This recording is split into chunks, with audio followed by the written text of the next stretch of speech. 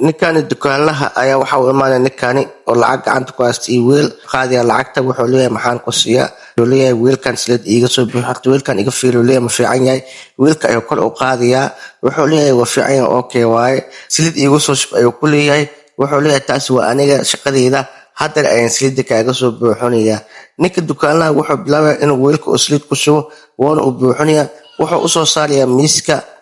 kodama ninkan in uu qaato waxa uu soo dhacaya taleefon waxaa lagu leeyahay xageeb joogtaa wuxuu u sheegay in uu joogo dukaanka oo soo doono saliid waxaa loo sheegay in saliid loo baahneenin wuxuu leeyahay haddii saliid loo baahan maxaa mar hore lagu sheegi waaye qurax kuleelkan waxaan usoo baxay in aan soo qaado saliid ninka dukaanlaha ayuu ku leeyahay iga dhaal noqo waxaan rabaa in aad saliidaada iska noqsato aad lacagteeda ii socdiso ninka dukaanlaha wuxuu leeyahay dhib malaha inta badan way ka dhacdaa xaafadda wuxuuna ka celinayaa saliiddii wuxuu siinaya weelkii iyo lacagtiisa ninka meesha ayuu kasoo tegayaa waxuu imaanayaa saaxiibkiisa waxayna bilaabayaan ayagoo kasoo saarayo isbuunyo waxayna ku miiriyaan sakeelka soo wada gadinayaan oo waxay ku miiriyaan sakeelka